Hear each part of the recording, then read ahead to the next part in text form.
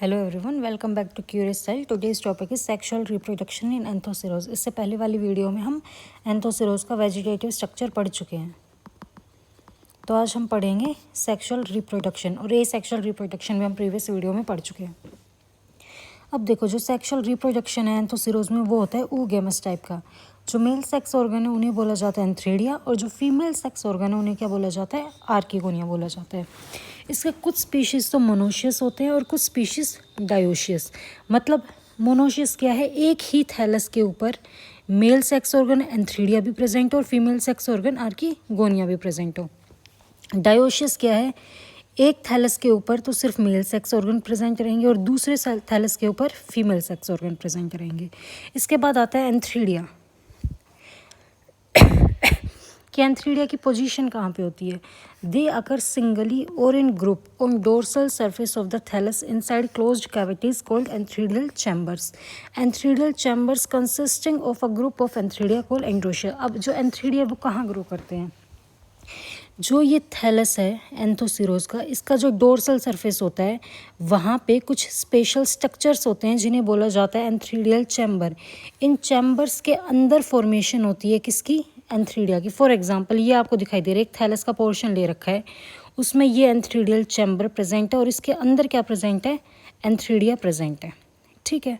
और ये जो ग्रुप ऑफ एंथ्रीडिया है 1, 2, 3, ये एक साथ प्रेजेंट है, इन्हें बोला जाता है एंड्रोशिया। अब इसके बाद आता है structure of a mature antheridium. एक सिंगल एंथ्रीडियम का क्या स्ट्रक्चर होता है?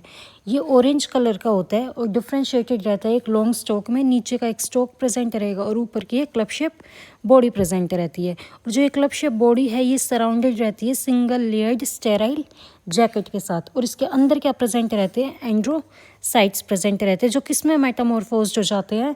स्लाइटली कर्व्ड एंथीरोजोइड्स में, और जिसके पास 2 फ्लैजिला रहते हैं। ये रहा इसका एंथीरोजोइड कर्व्ड स्ट्रक्चर, और इसके पास क्या प्रेजेंट है? 2 फ्लैजिला प्रेजेंट है। इसके बाद आता है डेहिसेंस ऑफ एंथ्रीडियम। सॉरी, ये देखो, ये थैलस है, इसके अंदर ये क्या प्रेजेंट है? एंथ्रीडियल चैम्बर प्रेजेंट है। इसके अंदर ग्रुप ऑफ एंथ्रीडियम प्रेजेंट है जिन्हें एंड्रोशिया बोला जाता है। अब देखो, ये क्या, इनका डेहिसेंस कैसे होगा? ये बाहर कैसे आएंगे, है ना? जो ये एंथ्रीडिया है ये रप्चर होगा और इससे बाहर क्या आ जाते हैं? एंड्रोसाइट्स आ जाते हैं, जो किस में ट्रांसफॉर्म होंगे? एंथीरोजोइड्स के अंदर। तो इसका डेहिसेंस कैसे होगा? जो इसकी ये ऊपर की लेयर प्रेजेंट है ये डबल लेयर्ड होती है, इसे बोला जाता है रूफ। सबसे पहले ये रूफ क्या होगी? रप्चर होती है, और उसके बाद ये क्या होता है? एंथ्रीडिया ये रप्चर होता है और इससे बाहर क्या आ जाते हैं? एंथीरोजोइड्स आ जाते हैं। उससे पहले जो सबसे मैच्योर एंथ्रीडियम है, इन सब में से जो मैच्योर एंथ्रीडियम है वो आ जाता है सेंटर में।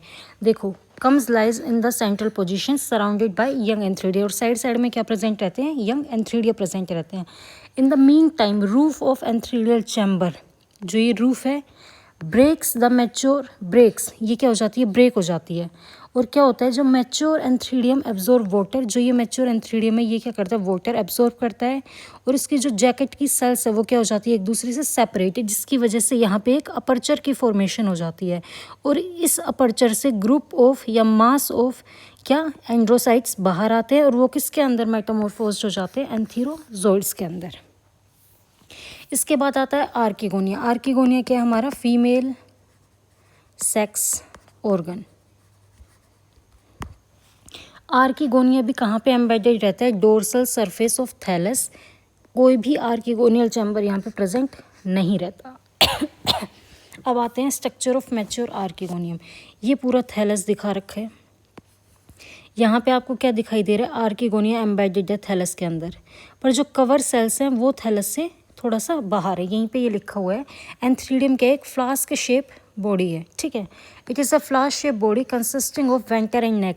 जो ये वाला पोर्शन होता है इसे बोला जाता है नेक, और जो नीचे का ये ग्लोबो स्ट्रक्चर है इसे बोला जाता है वेंटर। वेंटर के अंदर ही क्या प्रेजेंट रहता है? एग प्रेजेंट रहता है। इसके बाद है cover cell project out above surface which 2 और 4 इन नंबर, विच आर 2 और 4 इन नंबर। कवर सेल का है, थैलस से बाहर है, और इसमें कितने नंबर के हो सकते हैं? 2 हो सकते हैं और 4 हो सकते हैं। इसके बाद है at maturity the neck canal cell. जो ये नेक है इसके अंदर क्या प्रेजेंट रहते हैं? Neck canal cell. और वेंटर के अंदर क्या प्रेजेंट रहेंगे? Venter canal cell. तो नेक कैनाल सेल और वेंटर कैनाल सेल डिसइंटीग्रेट हो जाते हैं और क्या बन जाते हैं? म्यूसिलेजिनस। कवर सेल जो यहाँ पे ऊपर प्रेजेंट है ये भी क्या हो जाते हैं, डिसइंटीग्रेट। अब जो म्यूसिलेज है वो इस पूरी कैविटी के अंदर क्या हो जाता है, फिल हो जाता है। Mucilage is filled in the archegonial cavity and also form a mound at the opening of the archegonium. और ये जो देखो ओपनिंग ऑफ आर्किगोनियम जहाँ पे कवर सेल प्रेजेंट है वहाँ से ओपनिंग है, इसके ऊपर एक माउंड बना लेता है म्यूसिलेज का, तो म्यूसिलेज माउंड है ये। अब इसके बाद है fertilisation. Water is necessary for fertilisation. जो एंथीरोजोइड्स की फॉर्मेशन हुई थी वो क्या आते हैं, come in contact with the archegonium and enter wide, canal के थ्रू एंटर कर लेते हैं और इसके साथ एग के साथ जाके फ्यूजन करके किसकी फॉर्मेशन कर लेते हैं, जाइगोट की फॉर्मेशन कर लेते हैं। जैसे ही जाइगोट बनता है गैमेटोफिटिक फेज स्टॉप हो जाता है और कौन सा फेज शुरू हो जाएगा, स्पोरोफिटिक फेज। तो इसके बाद हम क्या पढ़ेंगे, स्पोरोफाइट। अब देखो जाइगोट किसके अंदर बना है, आर्किगोनियम के अंदर बना है। आर्किगोनियम के अंदर रह के वो जर्मिनेट करता है और बना लेता है स्पोरोफिटिक प्लांट बॉडी, जिसे स्पोरोगोनियम बोलते हैं। स्पोरोगोनियम दो पार्ट्स में डिफ्रेंशिएट होती है, एक फुट और एक कैप्सूल। ये स्पोरोफाइट का स्ट्रक्चर है। ये नीचे का पोर्शन है फुट और ये ऊपर का पूरा पोर्शन है कैप्सूल। तो सबसे पहले देखेंगे फुट। फुट क्या है, एक बल्बस पार्ट है, ठीक है, और कैसा दिखाई दे रहा है, इन्वर्टेड कप शेप। और किसके अंदर एम्बेडेड है, ये साइड में देखो गैमेटोफिटिक थैलस है, इसके अंदर ये क्या है, एम्बेडेड है। मेन फंक्शन क्या है फुट का, फुट का मेन फंक्शन है, एक तो ये क्या करेगा, कैप्सूल को एम्बेडेड मतलब होल्ड करके रखता है किसके अंदर, गैमेटोफिटिक टिश्यू के साथ। और दूसरा काम क्या होता है इसका, वाटर और न्यूट्रिएंट्स का एब्जॉर्प्शन करना गैमेटोफिटिक टिश्यू से। इसके बाद यहाँ पे एक छोटा सा पोर्शन आपको दिखाई दे रहा है, ये जो पोर्शन है ये है इंटरकैलरी मेरिस्टम। इंटरकैलरी मेरिस्टम को हम शॉर्ट सीटा भी बोल सकते हैं। वैसे तो यहाँ सीटा एब्सेंट रहता है, पर जो इतना सा पोर्शन है इसे हम क्या बोल सकते हैं, शॉर्ट सीटा, इंटरकैलरी मेरिस्टम का। इसके जो सेल्स रहते हैं वो क्या करते हैं, कंटिन्यू डिवाइड करते हैं और सेल्स को ऐड करते हैं कैप्सूल के साइड, जिससे कैप्सूल की लेंथ क्या हो जाती है, इंक्रीज। देखो यही लिखा हुआ है, this zone may be regarded as short seta. Cells of this zone continuously divide and add new cells to the capsule. Last में आता है कैप्सूल। कैप्सूल क्या है, एक बहुत लॉन्ग पार्ट है और बहुत सारी लेयर्स प्रेजेंट रहती है। देखो एक लेयर ये रही, एक ये रही, एक ये रही, बीच में एक लेयर प्रेजेंट है, ठीक है, 3 लेयर्स प्रेजेंट रहती है यहाँ पे। सबसे पहली है वॉल ऑफ कैप्सूल। कैप्सूल की वॉल जो सबसे बाहर प्रेजेंट है, ये वाला पोर्शन। इसके बाद क्या प्रेजेंट रहता है, archegonium, archesporium, sporogenous tissue and spore sac. ये क्या प्रेजेंट है, आर्किस्पोरियम। इसी में क्या प्रेजेंट रहते हैं, स्पोरोजेनस टिश्यू प्रेजेंट रहता है और स्पोर सैक प्रेजेंट रहता है। और बीच का जो ये आपको पार्ट दिखाई दे रहा है सेंटर में, इसे बोला जाता है कोल्यूमेला। तो जो कैप्सूल है उसकी 3 लेयर्स है, एक तो वॉल ऑफ कैप्सूल है, archesporium, sporogenous tissue, spore sac, और बीच वाला पोर्शन कोल्यूमेला है। तो देखो जो वॉल ऑफ कैप्सूल है उसमें क्या क्या प्रेजेंट रहता है। ये पहली बात तो 4 से 6 लेयर्स की होती है, और जो इसमें सबसे आउटर मोस्ट ये आपको लेयर दिखाई दे रही है, सबसे आउटर मोस्ट, इसे बोला जाता है एपिडर्मिस। और एपिडर्मिस के अंदर प्रेजेंट है क्या, stomata, kidney shape stomata present रहते हैं। और एपिडर्मिस को बाहर से किसने कवर कर रखा है, क्यूटिकल की लेयर ने कवर कर रखा है। जितने भी सेल वॉल ऑफ कैप्सूल में प्रेजेंट है सबके पास क्लोरोप्लास्ट प्रेजेंट है और एक न्यूक्लियस प्रेजेंट है और पायरेनोइड्स प्रेजेंट है। ये तीनों चीज़ों प्रेजेंट रहती है। इसलिए जो वॉल ऑफ कैप्सूल है वो किसकी प्रोसेस करती है, फोटोसिंथेसिस की प्रोसेस करती है। इसके बाद आता है archesporium, sporogenous tissue and spore sac. कहाँ प्रेजेंट है, वॉल ऑफ कैप्सूल और कोल्यूमेला के बीच में। ये कोल्यूमेला और ये वॉल ऑफ कैप्सूल, और बीच में ये जो लेयर आ गई ये किसकी आ गई, स्पोरोजेनस टिश्यू की। किस में डिफ्रेंशिएट रहती है, स्पोरोजेनस टिश्यू में। स्पोरोजेनस टिश्यू आगे जाके ऊपर देखो, नीचे तो आपको यहाँ पे क्या दिखा रखा है, ये स्पोरोजेनस टिश्यू दिखा रखा है। जैसे ही हम कैप्सूल में ऊपर जाते हैं हमें स्पोर मदर सेल्स और सूडोइलेटर मदर सेल्स मिलते हैं। अगर हम कैप्सूल में और ऊपर जाएंगे तो यहाँ पे आपको दिखाई दे रहा है क्या है, स्पोर्स प्रेजेंट है और सूडोइलेटर्स प्रेजेंट है। सबसे नीचे वाला पोर्शन स्पोरोजेनस टिश्यू, कैप्सूल में थोड़ा और ऊपर गए सूडोइलेटर मदर सेल और स्पोर मदर सेल, और ऊपर जाते हैं तो यहाँ पे देखो क्या है, स्पोर्स हैं और सूडोइलेटर्स हैं।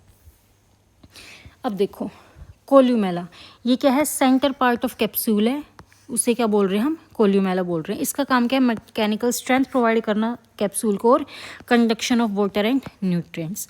इसके बाद है जो कैप्सूल है उसका डेहिसेंस कैसे होगा। जो कैप्सूल है उसमें 2 लाइन ऑफ डेहिसेंस प्रेजेंट रहते हैं, 2 लाइन ऑफ डेहिसेंस। एक अगर इधर प्रेजेंट है लाइन ऑफ डेहिसेंस तो दूसरी इसके ऑपोजिट प्रेजेंट रहेगी, एक इसके पीछे के साइड प्रेजेंट है। अब क्या होता है, सबसे पहले डेहिसेंस कैसे होगा, loss of water from wall of capsule. Wall of capsule से क्या होगा, वाटर का लॉस होगा, स्पोर से वाटर का लॉस होगा, सूडो इलेटर से वाटर का लॉस होगा और कोल्यूमेला से वाटर का लॉस होगा, जिसकी वजह से जहाँ पे लाइन ऑफ डेहिसेंस प्रेजेंट है वहाँ पे एक छोटी सी स्लिट बन जाती है।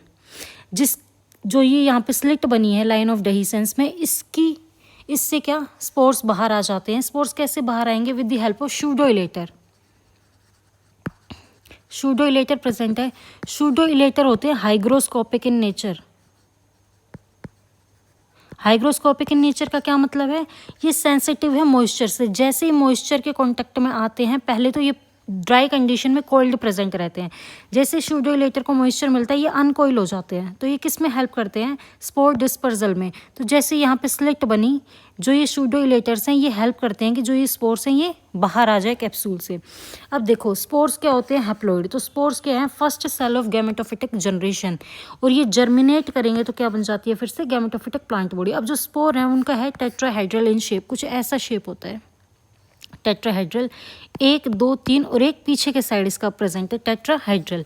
ठीक है, इस पे 2 लेयर्स प्रेजेंट रहती है, आउटर लेयर और इनर लेयर। जो आउटर लेयर है उसे बोलते हैं एक्साइन और एक्सोस्पोर, जो इनर लेयर है उसे बोलते हैं इंटाइन और एंडोस्पोर। अब क्या होता है, स्पोर ये क्या करता है, वाटर एब्जॉर्ब करता है और स्वेल कर जाता है, और इसके बाद जो एक्सोस्पोर है वो रप्चर कर जाती है, और जो एंडोस्पोर है, ये एक्सोस्पोर है, ये रप्चर कर गई। Endospore in the form of germ tube क्या आ जाती है, बाहर आ जाती है, और इसका कंटेंट जितना यहाँ प्रेजेंट है वो इसके एपिकल पार्ट पे आ जाता है, और ये जर्मिनेट करके क्या बना लेती है, गैमेटोफिटिक प्लांट बॉडी। तो यही था आज का अपना topic, sexual reproduction in anthoceros. Thank you so much.